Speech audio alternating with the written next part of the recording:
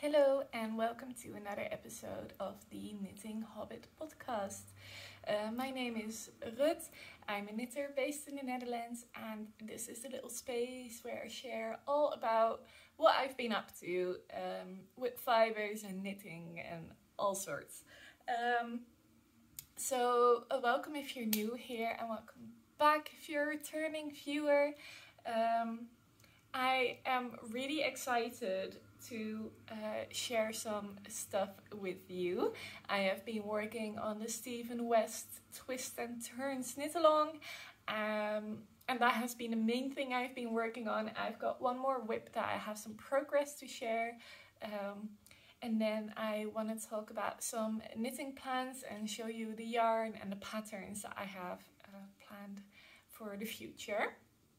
First, I will talk about what I am wearing. This is a test knit I did for Katt from Heather&Hops. It is the Drop Dead Freddy's striped sweater, I think she ended up calling it. And I got to test knit this for her, and it is the coziest, loveliest light jumper. It actually released today, so if you want to get this pattern, I highly recommend getting it before the 31st or on the 31st of October.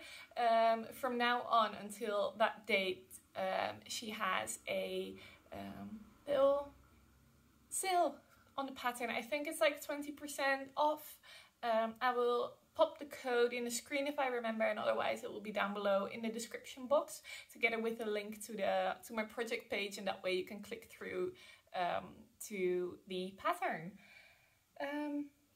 The yarns I used for this were Holst Super Soft in the colorway Rosebud. That one is held throughout, and then I held it with this time I brought the ball, so I know the entire name. Last time I did not. So this is the Rico Design Essentials Super Kid Mohair Love Silk print. And the color name is called Luft. It has 70% mohair and 30% silk. And it has this color change in it that you can see really lovely throughout this jumper.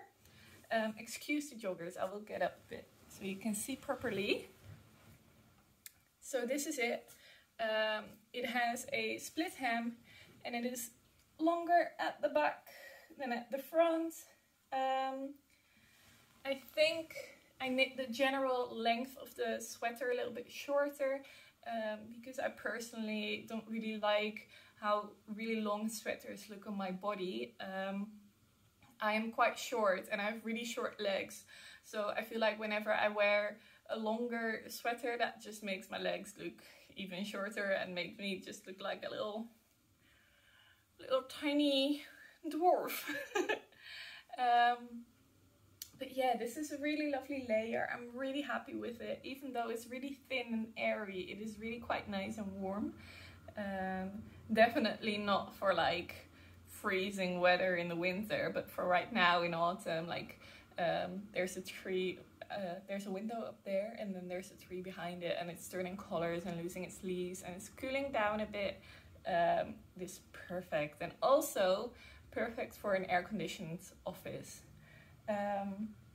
So a fun detail from this pattern is that it has these dropped stitches. It has one on the sleeve and then one on each side of like your armpit. And then those go all the way down to the splits. They're completely optional. These are the ones that are written out in the pattern, but the pattern also explains to you how you can add more, and you can also just leave them out if you don't like them. But I thought it was a nice little design detail and a little bit of ventilation. We can all use that sometimes in our knitted sweaters. Yeah, recommend the pattern, recommend the yarn. I have too much yarn, so I might be able to make another one or do something else with it. I haven't thought about it yet. I think I asked about it last episode, but my life has been quite busy again, a good busy. And I've just been diving into the MKAL and not really thought about much else. So yeah, that might come back to the podcast at some point in the future. But for now, this is what it is. And then I thought I can't remember if I ever mentioned what I have next to me here. So this is the back of my couch. And this is the Fantastic Shawl by Stephen West. And mine turned out absolutely humongous. But it is the perfect color of my interior, because I will turn you around a little. I have this yellow wall. Ooh, not the best angle for me. I have this yellow wall over here. And then, let's see, behind me, you can see the pink pillows. They're all a bit over the place because I had to, this is like the corner of the couch where I'm sitting, where usually the pillows are. So I kind of throw them all back there when I'm going to film. But yeah, I have this over here as a decoration and as a blanket because, to be honest, mine turned out too big to practically wear out of the house. It is huge. Like the whole length of this couch is 2 meters and 20 centimeters, if I remember correctly. And this shawl, as you can see, easily covers it. And I am only 160. So if I wear it, it will, both ends literally touch the ground if I just put it around my neck and that's it. If I don't wrap it around more, just have it around my neck or over my shoulders, the ends drag over the ground. So yeah, it's just not practical for me to wear, as it's literally twice as big as I am. Yeah, so let's get cracking. First, I will show you the not MKAL thing, so no spoilers ahead. This is the Fantastic Sweater. I showed this last episode as well, and I've gotten quite a bit more done on it up until the MKAL started, and then I just haven't touched it since. But the body is done, and I absolutely love it. Let me see, the yarn is pulling. It has been in the bag, so let me, that may be better. So yeah, the whole body is done. It fits absolutely perfect. It's slightly oversized, but not too much. And I have cast on the first sleeve, and I've done 1 stripe on the first sleeve, and then it was MKAL time. So this one will get picked up again in the near future, probably in November. I have 1 test knit coming up that has priority, and then I'll get back to this. I'm really excited to have this in my wardrobe. So this is a festival sweater by Petiteknit. I am knitting it in a Fiber Tales yarn. It is Gotland yarn, and I got it, I think,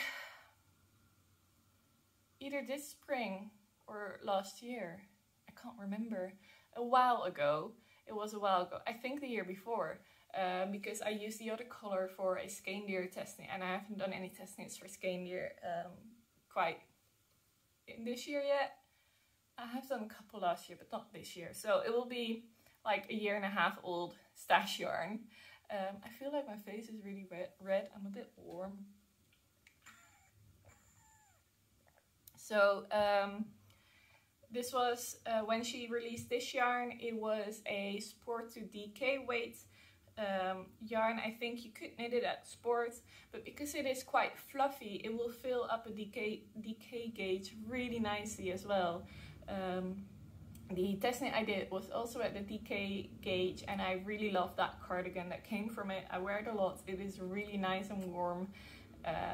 But not too heavy. It is a looser gauge, but the fluff just fills it up and makes it really lovely and warm.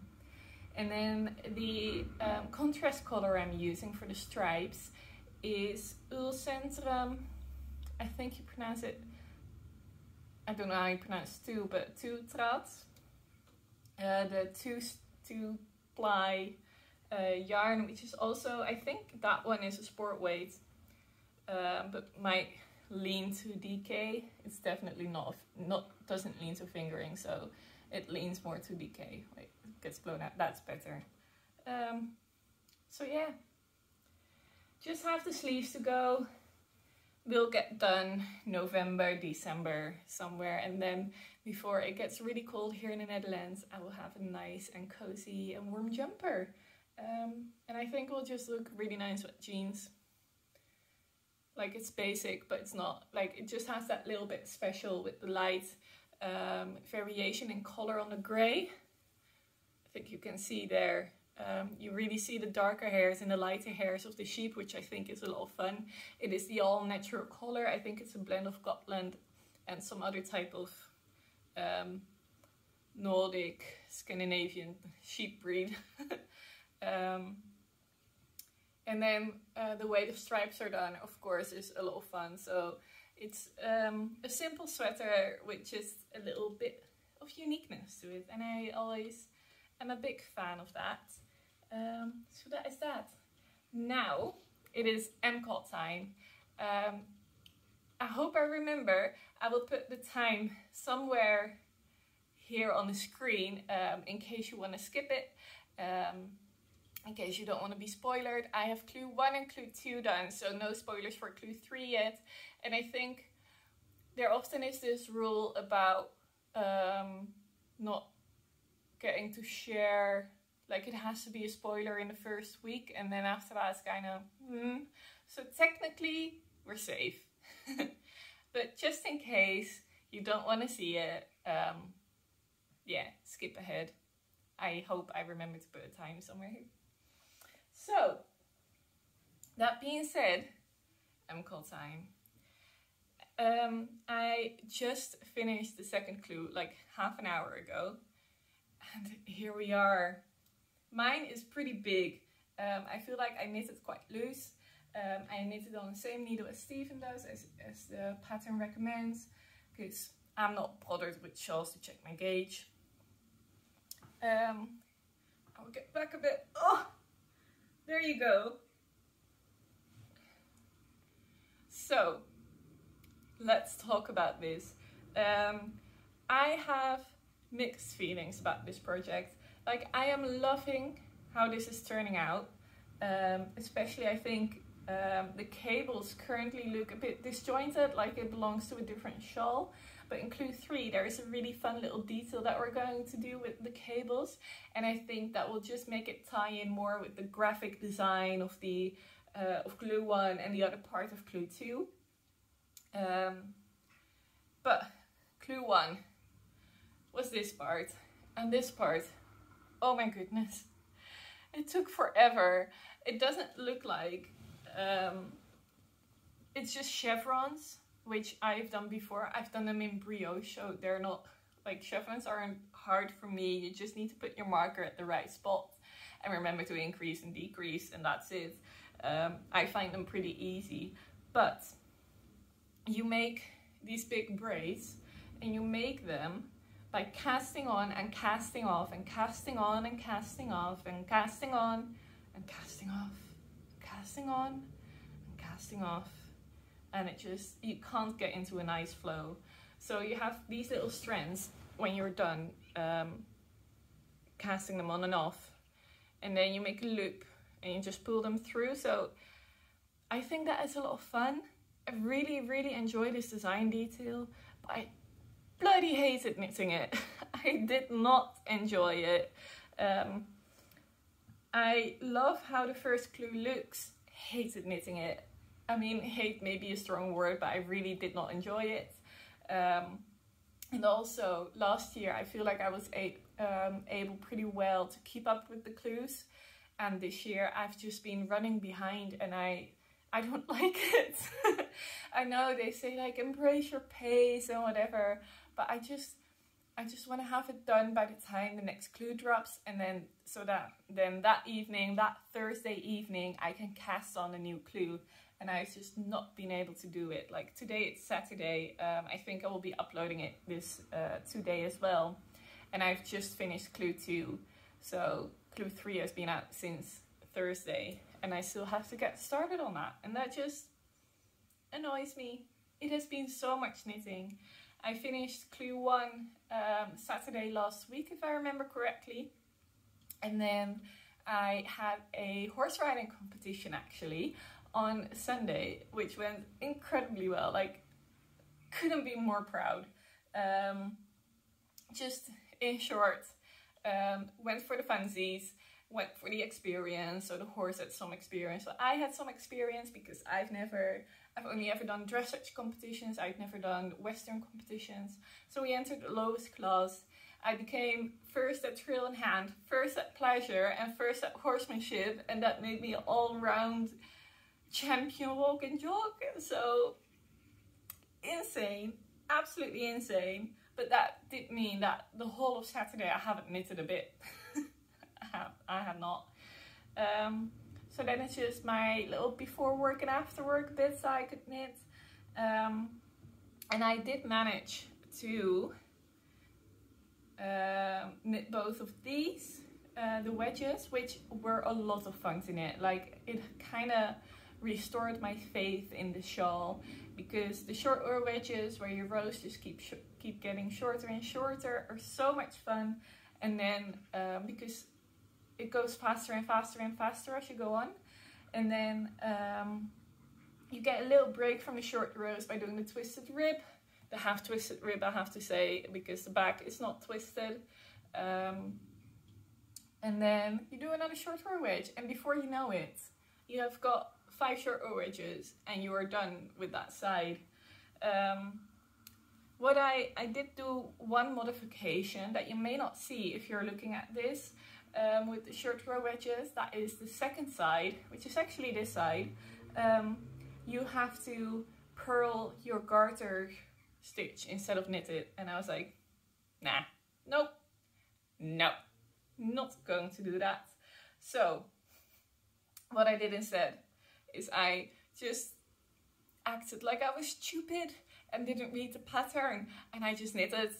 That's all I did. And then the first row, every first row in a new color, I purled, because you start a new color on the wrong side and then you want it to end up looking pretty on the right side. So I purled that row, so it's knit stitches on the right side. Sorry, I had to think about that for a second. And if you look really up close, you can see that just below and just above the contrast color stripe, I have just one more stripe of knits, but below actually you can't even see. Just above you can see that there is one extra little row of knit stitches instead of the garter bumps, which you don't have over here. But that's all.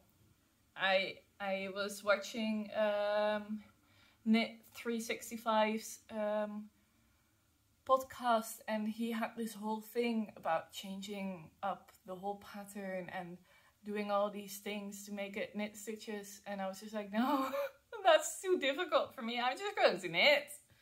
I'm not going to make it harder than it has to be. Like, who's going to notice the extra row that you only see when I hold it really up close and point it out? Absolutely no one. So that's what I did.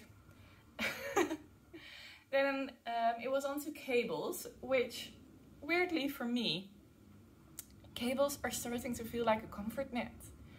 I think after doing the Billy pullover and doing all of those cables, I got so comfortable doing them that I was just like, oh, cables, my comfort. And I just had them done in no time. This was like, I started the first one, I think, Thursday evening, and then finished that one yesterday evening, started the second one yesterday evening, and then finished that one today. And the knitting goes by so quick. It's just the I-cord bind off that takes forever, and mine is a bit wobbly. But if we don't add something below here, which I have no clue, it will, I think it will block out. I think it will be fine. So I think we can ignore the wobbliness for now and just see where this will take us. So in the next clue, we have to add, like on here, we have to add like a whole long thing with a wavy pattern that I'm looking forward to knitting. A friend of mine told me it was super quick because you don't have that many stitches per row because you go like this. And then I think there's a dog barking. Oh, it's so I live in a neighborhood where there's a lot of dogs, and just like down from my flat there is a little part where people like to walk their dogs because it's grass, and there's like water in between that part and the road, so the dogs can't easily go to the road.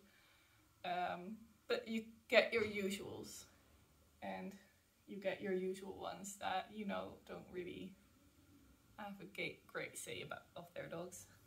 So if I hear a dog barking, I usually know which one it is. But anyway, back to the shawl. You add it on here, whoosh, long thing on both ends, and then you add a little color pop to your cables, and that's it. That's the whole clue. So that might be done tomorrow. Who knows? At least like the long side bits I think will be done tomorrow, and then I'll just see when I do the little color pops, because you don't have to do them. I will definitely do them, because I think it will just tie the cables together with the rest of the shawl. Yeah, that's it. That's my mystery knit along. I will just shortly mention this because last episode I went through the yarns too roughly. So I will just mention the ones I'm using. So I'm using Host Super Soft. The bright pink is called Peony. The light pink is called Sugar Snap. The yellow is called Maze. And I'm actually holding a strand of Westwool Glow hair in the yellow color. I'm not sure. I think that one's also called Glow. With the Maze to make it pop more, because I will hold up the Maze because it's actually here. You can see this color is not very bright, and I was afraid that it wasn't gonna be the pop of color that I wanted. And the mohair is just doing the trick to make it really lovely. So this is the mohair, so as you can see, that really brightens up this yarn. Yeah, that's that. I will pause this and then I will get back to you with some knitting plans. So, knitting plans. First of all, as soon as I have some space in my brain, after the MKAL or during, whenever I want to, I will cast on a test knit for Fable Knitwear. And I got into contact with Lianne from Sheep Yarns, and she has the absolutely most perfect yarn for this. I am so excited to try this yarn out and have it for the pattern. And so the yarn I got from Lianne was this, and it is the most gorgeous. Like, I don't usually wear this because it's like an orangey brown, but I just saw this and I fell in love with it. I thought, I need it. I need this jumper to be this color. It will be a cabled jumper that is quite fitted, and I thought this would just look amazing. The colors remind me of a fox. It is very much blown out, so it's not as bright. That's more like it, I think. The colors really remind me of a fox because it's this like orangey reddy brown color, and it's semi-solid. Like, you can see some slight variations in color. Some bits are a bit lighter, some a bit more brown, some a bit darker, some a bit brighter orange, and I think that this will just look lovely. So this yarn is from Sheep Yarns, and it's dyed by the lovely Lianne. I've met her a couple times at yarn shows, and she's just really lovely to chat to. The yarn is 100% merino. This is her DK base, which is 100 grams, 225 meters, and the shade is called Last Sunray. So all her yarns are from non-mulusing, I can never pronounce that word, but the kind that treat their sheep decent breeders. And yeah, it is soft. It is, but still 100% wool, and it is a really pretty color. So I'm really excited for this. And of course, Fable Knitwear as well is just an amazing designer. I've tested for her before. I've tested the Airy cardigan, and I just love testing for her. So I am really excited to get that started. I think today or tomorrow I will knit up a little swatch, and then we'll go from there. So yeah, I'm currently keeping this in a little MKAL bag that was too small for my MKAL. Then I put in a order at Etna because they were so lovely to give me a really nice discount, and I actually have a discount code for you guys. I will put it in the screen here because I cannot remember what it is and I haven't prepared well. But I'll put it on the screen here, and it should give you, I think, 20 or 25% off. At least it's a decent amount, and it's on everything on their website as far as I know, absolutely everything. So I recommend going to have a look over there. I'm not sure how international it is, but if you're Dutch, you're settled. Like in the Netherlands, they definitely ship. I'm not sure how. They have multiple websites, but I'm not sure if this one only works on the Dutch website or if it works on all of them. I don't know. But yeah, Dutch people, you will be fine. So, I got 2 yarns that I really want to show you because I have some immediate, like, soonish plans with them after what I've already shown you. And one of them is that I have the September jacket by Petiteknit, which is a brioche cardigan jacket thing. And I knit it in La Bien-Aimée confetti, I think it's called, with all the tweedy bits. The colorful tweedy bits, and I really love that cardigan, but like I've mentioned before, the yarn isn't just quite holding up as well as I would like, and because of the tweedy bits it can be quite busy, and I just wanted a version of the September jacket that can go with absolutely anything and everything. So I got this black yarn. It's kind of more of a charcoaly, very dark charcoal, not quite true black, I feel like, because my couch is a very black couch. I don't know if you can see that. In real life, this is less black. But this is the Jarbo Svensk Ull, pure Swedish wool yarn. It is 100 grams, 118 meters. I think the colorway is just black. I don't know. That's a number, but they don't really have many shades that look a lot alike, so the black one. And yeah, it feels like a workhorse yarn when you feel this, like yarns that I've worked with before, the rustic yarns that I'm very familiar with, that will hold up really well, that will last you for years. So I'm really excited to knit myself a second September jacket out of this, and to have a version of a cardigan that I already love, that I can wear even more than the one I already own. So yeah, and I think this will be really nice and warm. And I'm curious to see when this blocks, if it fluffs up a bit more, because it is quite a bit fluffy. So I'm curious to see if it would fluff up more. I don't know. Swedish wool doesn't tell me much about the breed. But yeah, excited to try out this yarn, and excited to have a cardigan that I can wear, well, every single day of the year, except when there is a heat wave. And then another one that I really wanted to talk about, that someone also asked me to talk about, is this. Now this is the Jarbo Select #1 mohair tweed yarn from Donegal. So it is a Donegal tweed yarn with mohair in it, and it currently doesn't really look like it. Like, I thought it would be fluffier. It has pretty much no fluff, but that might come after you've knitted it up and washed it. I don't know, but it does feel quite soft, and the tweedy bits in there are like white and light grayish. I feel like they're quite natural colors. Yeah, the colorway is called Coal Miner, which I think is quite funny. And it is 70% merino wool and 30% mohair, made in Ireland by Donegal Yarns. So this feels like a very fancy and luxurious kind of yarn. And I cannot remember the name of it. I had a pattern in mind by Andrea Mowry. That is a cardigan with cabling, like a little bit of cabling, I think.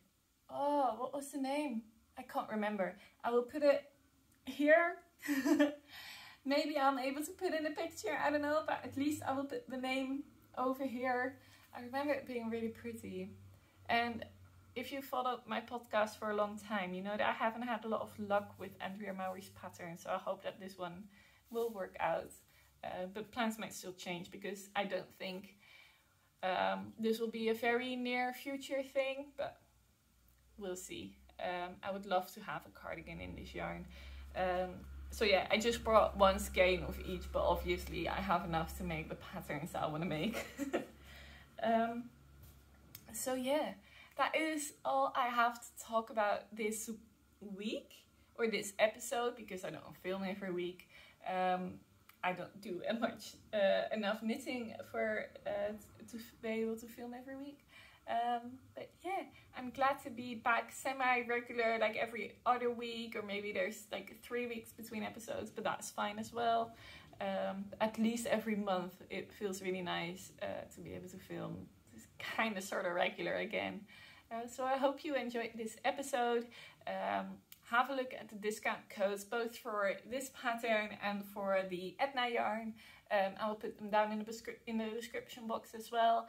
And thank you for watching. Please like and subscribe, and I will see you next time. Bye bye!